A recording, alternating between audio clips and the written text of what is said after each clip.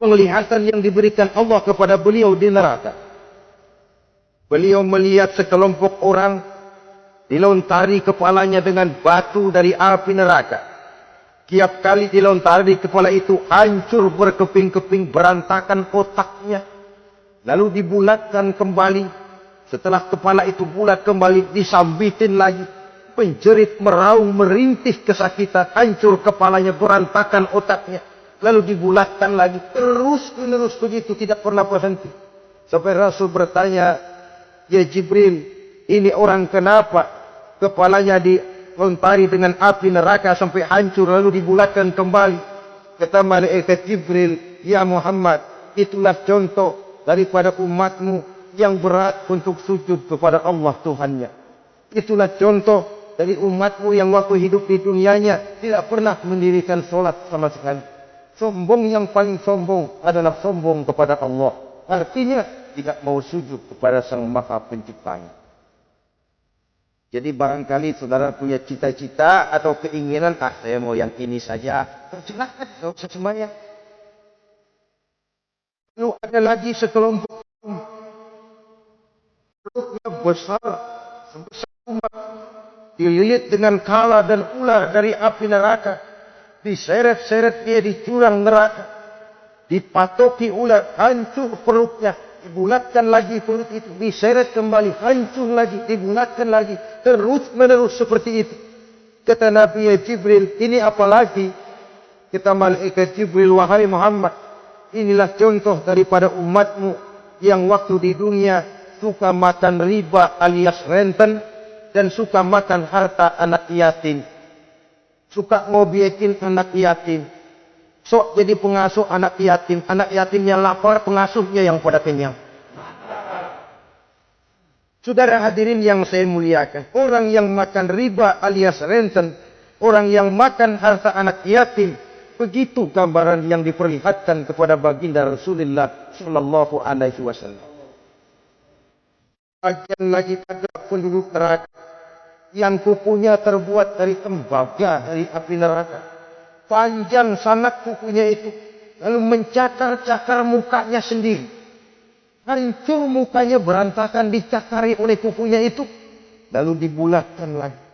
Dicakar lagi. Hancur lagi. Dibulatkan lagi. Pengangguran benar ini, Pak. Ikat sendiri, dicakarin sendiri. Ya Jibril, ini tamsil apa Jibril?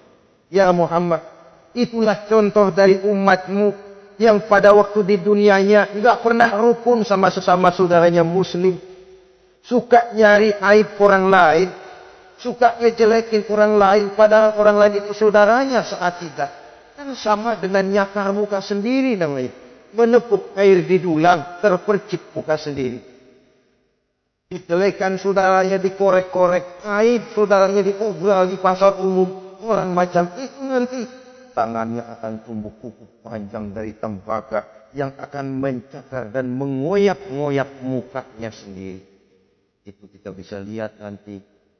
Oh, ini yang waktu di dunia suka ngorek-ngorek kesalahan orang tuh lagi pada mukanya. Saudara-saudara kaum muslimin rahimakumullah. Itu Nabi ajarkan kita, tuba liman syaghalahu anifuhu an uyubin nas. Beruntung orang yang aib dan kekurangan pada dirinya menyebabkan dia sibuk sampai enggak sempat korek-korek aib dan kekurangan orang lain. Introspeksi. Beruntung orang yang celak dirinya menyebabkan dia sibuk dan tidak sempat korek-korek aib pada diri orang lain. Ada pula di antaranya dilihat oleh Rasul. Di antara penduduk neraka itu orang yang lidahnya terjulur memanjang. Kemudian dipotong lidah itu dengan gunting dari api neraka. Menjerit dan memekik ia menahan sakit yang tiada tara. Sampai Rasul bertanya kepada malaikat Jibril, "Kalau ini tamsil apa lagi Jibril?" Kata malaikat Jibril, "Wahai Muhammad, inilah contoh dari umatmu.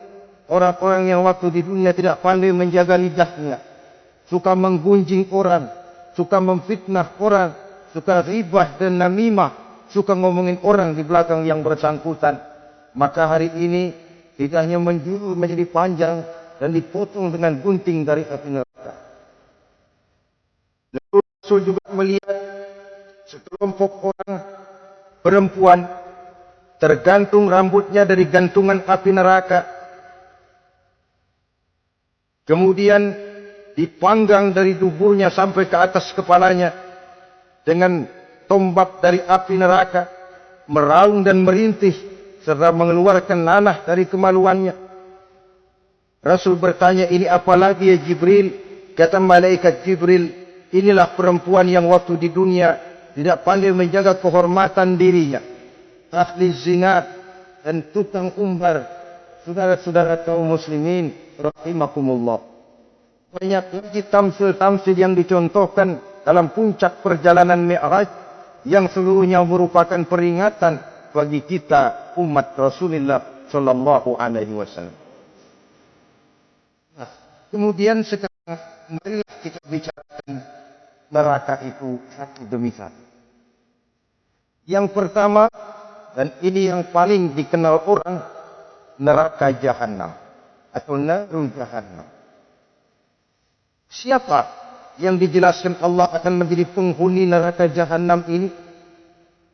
Pertama dalam surah Al-Ankabut ayat 68. Wa man azlamu mimman iftara 'ala Allahi kadziban aw kadzdzaba bil haqqi lamma ja'ahu alaysa fi jahannam maswan lil kafirin. Adapun orang-orang yang zalim kepada Allah, mendustakan ayat-ayat Allah dan mendustakan kebenaran setelah datang kebenaran itu, bukankah neraka Jahannam merupakan tempat kembali bagi orang-orang kafir? Jadi dalam Al-Ankabut ayat 68 ini dijelaskan, penduduk neraka Jahannam itu pertama adalah orang-orang kafir. Siapa orang kafir? Menurut keyakinan akidah kita, setiap orang luar Islam adalah kafir. Kemudian yang kedua dalam surah Al-Hijr ayat 42 dan 43, penduduk neraka Jahannam itu, inna ibadi laisa laka alaihim sultanun illa man ittaba'aka minal ghawin wa inna jahannama la maw'iduhum ajma'in. Sesungguhnya hamba-hambaku tidak akan bisa kamu kuasai, hai iblis, kecuali mereka yang mengikuti tipu dayamu. Sesungguhnya neraka Jahannamlah tempat mereka seluruhnya. Kalau kita perhatikan ayat ini, maka penghuni neraka Jahannam yang kedua adalah para pengikut setan. Para pengikut setan dengan seluruh ajaran-ajaran yang dilancarkan oleh setan. Padahal pada saat hendak masuk neraka, setan jelas cuci tangan. Tugasnya cuma bagaimana mencari pengikut sebanyak-banyaknya yang akan nemenin dia di neraka nanti. Tapi pada saat orang digiring ke dalam neraka, setan cuci tangan. Mungkin orang menuntut, setan gue ngikutin lu, sekarang kenapa jadi kemari? Nah, gue bilang juga, apa? Kata setan, bilang juga, apa lu kenapa ngikutin?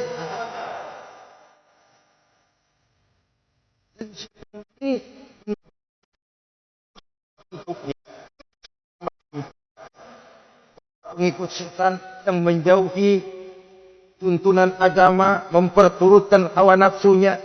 Setan membisiki manusia lewat minuman keras, setan masuk manusia lewat judi, lewat zina, lewat kenikmatan yang melalaikan orang dari kehidupan akhirat dan selanjutnya, dengan segala macam jalan.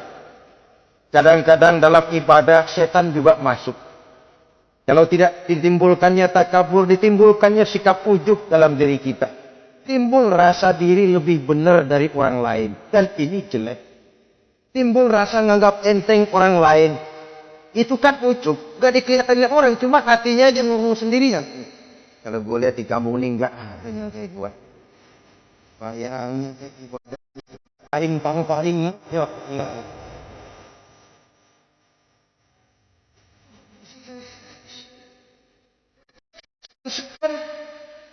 Jadi itu diceritakan dalam kehidupan Sayyidul Syekh Abdul Qadir Jailani ketika beliau sedang ibadah di mihrab dalam masjid, datang seberkas sinar. Sinar itu ngomong, wa Abdul Qadir ana rabbuk. Abdul Qadir, aku Tuhanmu, kata cahaya tadi. Sudah cukup kamu ibadah Abdul Qadir.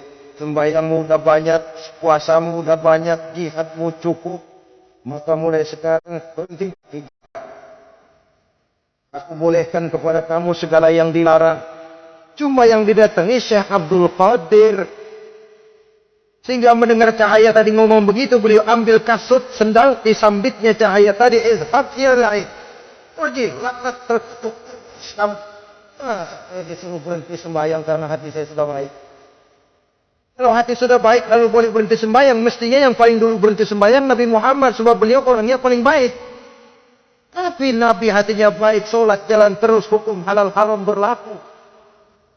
Kadang-kadang orang sekarang baru ibadah dikit banget merasa dapat bisikan katanya. Wangsit. Nanti sembahyang ada pulau, ada podik.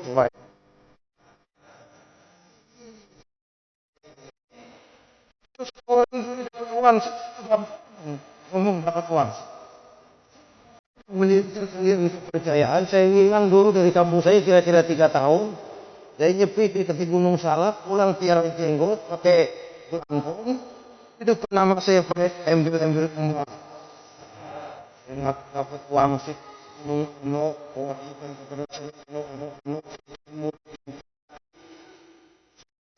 Muslimin rahimakumullah.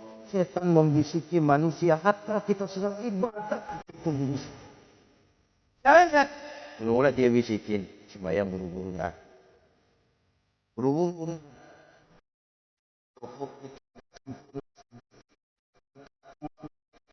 Bacaan kita tajwidnya enggak kena. Kalau itu bisa kita atasin.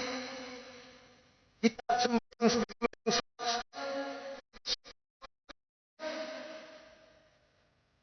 yang pendek-pendek aja dah.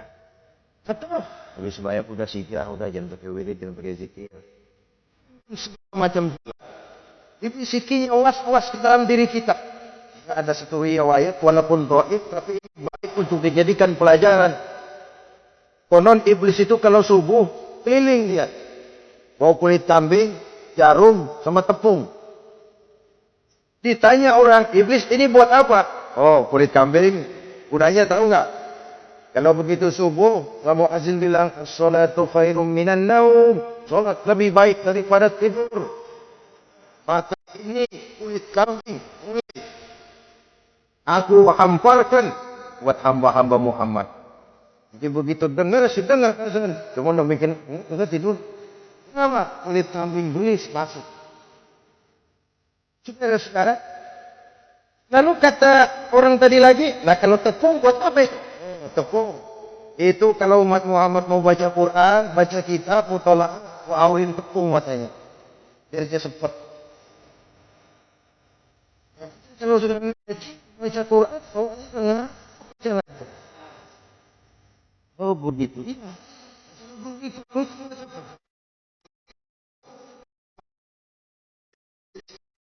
Ngaji mau duduk iktikaf di masjid, cepat menimpah pantatnya. Itu sudah duduk di masjid terasa. Hadir di majelis taklim terasa. Itu duri-duri dan paku-paku yang memang ditebarkan oleh itu. Saudara kaum muslimin rahimakumullah. Jadi para pengikut setan dengan segala macam pakai ini. Dunia itu isinya harta, tahta, wanita. Harta, tahta, wanita ini sering bikin orang buta.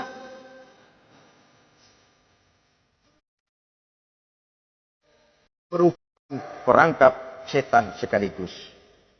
Nah, yang ketiga, penghuni neraka jahanam adalah para pembuat dosa, orang-orang yang durhaka. Dalam Thaha ayat 74 Allah menjelaskan, "Innahu may ya'ti rabbahu mujriman fa inna lahu jahannam."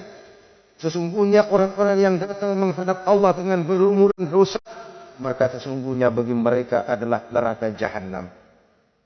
Dan yang keempat, penghuni neraka jahanam orang yang kufur nikmat. Tidak cuma kufur ini, tapi kufur nikmat bisa menyebabkan orang masuk neraka jahanam. Belum belum pernah merasakan dalam hidupnya bahwa Allah memberikan nikmat kepadanya, bagaimanapun besar karunia dan nikmat itu. Dalam surah Ibrahim ayat 28-29 Allah menjelaskan, alam tara ilal ladzina baddalu ni'matallahi kufran wa ahallu qaumahum darul bawar jahannama yaslaunaha wa bi'sal qarar. Tidaklah engkau perhatikan, tidaklah kau lihat orang-orang yang mengganti menukar nikmat Tuhannya dengan kekufuran. Diberikan nikmat berupa Islam, digantinya dengan kekufuran. Dia tidak tahan kesengsaraan dunia lalu memilih kesengsaraan akhirat. Padahal kesengsaraan akhirat lebih abadi dari kesengsaraan dunia. Ada orang yang tak tahan miskin dunia, lalu menjatuhkan pilihan lebih memilih miskin akhirat. Ya Allah, keliru besar. Karena enggak tahan hidup miskin di dunia, ada yang nawarin ngasih supermi 3 bungkus, iman telap.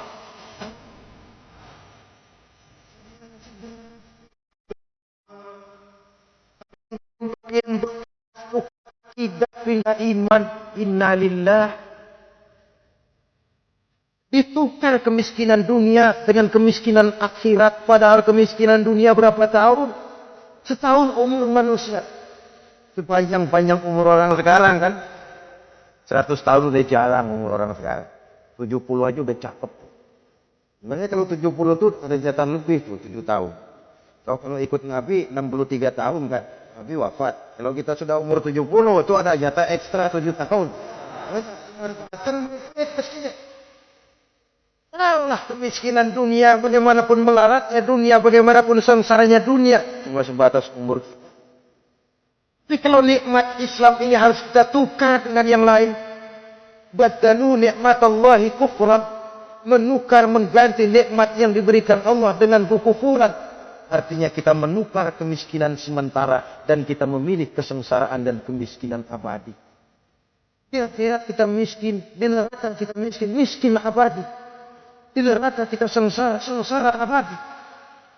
Saudara-saudara kaum muslimin rahimakumullah. Itu neraka jahanam. Yang kedua dinamakan neraka jahim. Apa mereka ini para penghuninya? Penghuninya dalam surah At-Takatsur, yaitu orang-orang yang bermegah-megah dengan dunia, menumpuk-numpuk harta, lalu lupa dengan kesibukan harta itu, lupa kepada kehidupan yang akhirat nanti. Alhaakumut takatsur hatta zurtumul maqabir kalla sawfa ta'lamun thumma ta'lamun tarawunnal jahim. Kamu telah lalai akibat apa? At-takatsur. Ini penyakit pertama yang menyebabkan orang sampai ke neraka jahim. Penyakit takatsur. Dan itu penyakit zaman sekarang. Berlomba-lomba dengan kemegahan materi.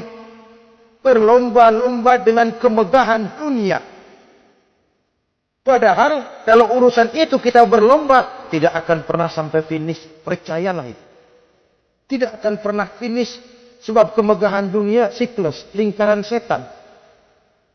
Kita anggap kalau punya duit 1 juta tenang. Punya 1 juta berubah pikiran. Lain lagi. Kita anggap kalau punya mobil enak. Kalau punya mobil, lain lagi problemnya.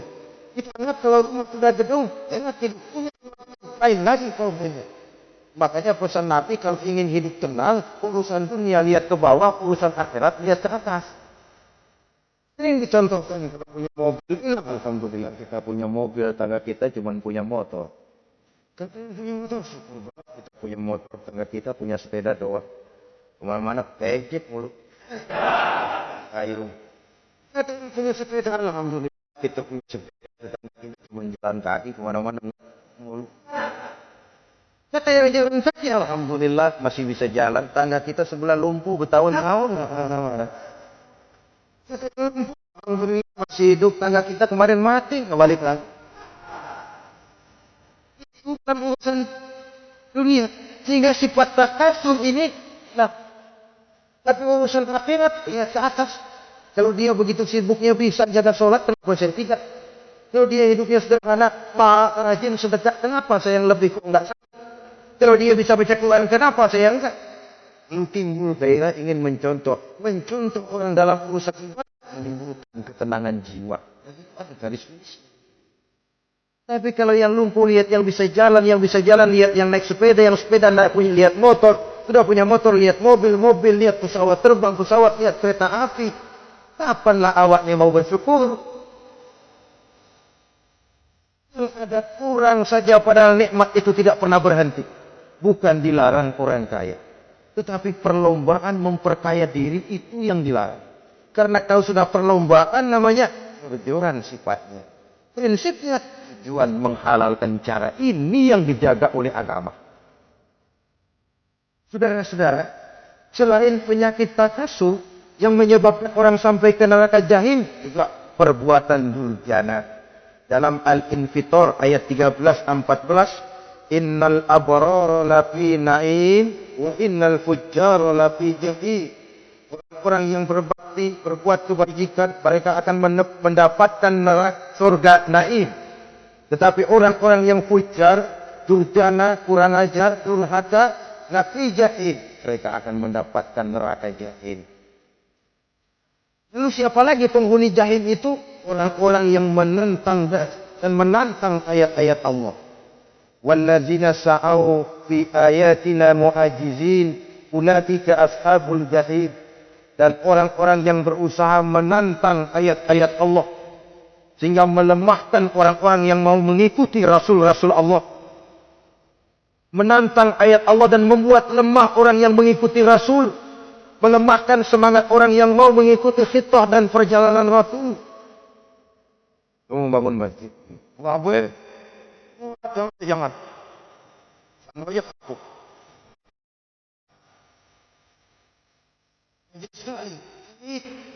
Ngaji orang lemah. Sudah dia rusak. Kalau rusak kan cuma sedikit. Ini tidak rusak. Mu'ajizin, melemahkan orang-orang yang mau mengikuti ayat-ayat Allah. Itu tidak jarang zaman sekarang. Orang yang melemahkan semangat kita dalam berjuang menegakkan kebenaran. Kita yakin Islam agama yang benar. Kita yakin Islam agama yang sempurna. Ada saja orang yang melemahkan semangat kita. Yang berteori bahwa ada ayat-ayat Quran yang tidak relevan lagi dengan situasi dan kondisi. Yang berteori bahwa Nabi Muhammad cuma sebagai manusia biasa. Yang tidak terlepas kemungkinan dari salah. Pendeknya melemahkan nilai-nilai semangat kita untuk memperjuangkan Islam ini. Ini pun termasuk mu'ajiz. Mereka akan menemukan nanti di akhirat kapling di dalam neraka yang dinamakan neraka jahim. Na'udzubillah summa na'udzubillah. Yang ketiga sudah di antara nama neraka itu adalah neraka hawiyah. Siapa penghuni neraka hawiyah ini? Dalam surah Al-Qari'ah ayat 8-11 dijelaskan secara simpel. Wa amma man khaffat mawazinuhu fa ummuhu hawiyah. Adapun orang-orang yang ringan timbangan kebaikannya, maka tempatnya adalah neraka hawiyah. Artinya orang ini lebih berat timbangan kejahatannya, sedikit kebaikannya sehingga jadi ringan di timbangan kejahatannya. Salat, puasa, itu lebih banyak ketimbang kebaikan yang dikerjakannya. Maka orang semacam ini apabila tidak mendapat syafaat, maka dia akan masuk ke dalam neraka yang namanya neraka hawiyah. Lalu yang keempat, neraka wail. Dalam surah Al-Ma'un ayat 1-7, garis besarnya yang mendapat neraka wail adalah para pendusta agama. Siapa sih pendusta agama itu? Ara'aita allazi yukazzibu bid-din. Tidakkah kamu lihat siapa orang-orang yang mendustakan agama? Mendustakan agama. Beragama tapi bohong. Sholatnya bohong. Hajinya bohong. Puasanya bohong. Mendustakan agama. Siapa mereka? Fadzalikal ladzi yad'ul yatim. Pertama orang yang suka menghardik anak yatim. Anak yatim yang lemah, anak yatim yang tidak berdaya, yang hidup dipayungi kemiskinan dan kekurangan, bukan ditolongnya, malah diharbiknya. Jangan lupa, saudara yang sudah 2-3 kali pergi ke Makkah, saudara yang khusyuk dalam sujudnya, saudara yang mantap dalam puasanya, mungkin saja bisa terhalang masuk ke dalam surga. Karena di samping rumah saudara ada anak yatim merintih menahan lapar dan haus. Saudara tahu, saudara mampu, tapi saudara diam saja, tidak mau mengulurkan tangan. Mungkin itu yang akan mengganjal saudara untuk masuk ke dalam surga. Wala yahuddu ala tu'amil miskin. Mereka membiarkan fakir miskin, tidak memberikan makan. Kemudian fawailun lil musallin. Mereka juga melalaikan solat. Allazina hum an solatihim sahud. Allazina hum yura'un. Mereka juga riak di dalam amalnya. Saudara hadirin kaum muslimin rahimakumullah.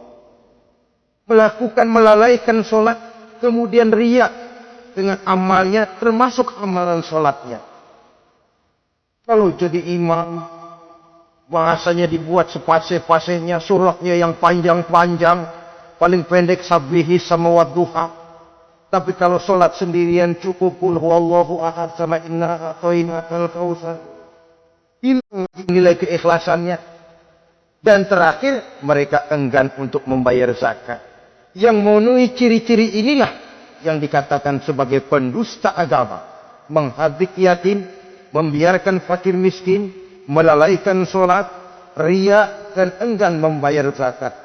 Mereka divonis mendapat neraka wail. Seperti dalam surah Al-Ma'un ayat 1 sampai dengan 7. Saudara kaum muslimin rahimakumullah. Yang kelima, neraka sa'ir. Neraka sa'ir ini pertama buat mereka yang memakan harta yatim. Kalau tadi tidak mau membantu, ini malah membantu tapi tujuannya malah ngobyekin anak yatim. Mereka yang memakan harta yatim dalam An-Nisa ayat 10. Innal ladzina ya'kuluna amwalal yatama zulman innama ya'kuluna fi butunihim nara wa sayaslawna sa'ira. Sesungguhnya orang-orang yang memakan harta anak-anak yatim dengan zalim, mereka sebenarnya telah memakan neraka, memasukkan api neraka ke dalam perutnya. Mereka akan dilontarkan ke neraka sa'ir. Selain itu, orang-orang yang mengingkari apa yang diturunkan oleh Allah Subhanahu wa taala, mengingkari kebenaran Quran, mengingkari Rasul, pendeknya mengingkari Islam, dijelaskan dalam surah Luqman ayat 21. Yang keenam, saudara-saudara, yang dinamakan dengan neraka Lahza namanya. Pertama, untuk pembangkang dan orang yang menjauhi agama. Yang kedua, orang yang berpaling dari kebenaran. Dan yang ketiga, orang yang suka menumpuk-numpuk harta dan menyimpannya, tidak mau membayar zakat, infak, apalagi sedekah. Ini kita temukan penjelasannya dalam surah Al-Ma'arij ayat 15 dan 17. Yang ketujuh dinamakan neraka Saqar. Siapa penghuni neraka Saqar ini? Pertama, orang yang tidak pernah sholat. Yang kedua, tidak pernah memberi makan orang-orang miskin. Yang ketiga, ahli membicarakan yang batil. Strategis betul dia kalau sudah mengatur kebatilan. Kemudian yang keempat, orang yang mendustakan hari akhir. Dalam surah Al-Muddatsir ayat 42 sampai 47, kepada penduduk neraka Saqar ditanya, "Ma salakakum fis saqar?" Apa yang menyebabkan kamu masuk ke dalam neraka Saqar?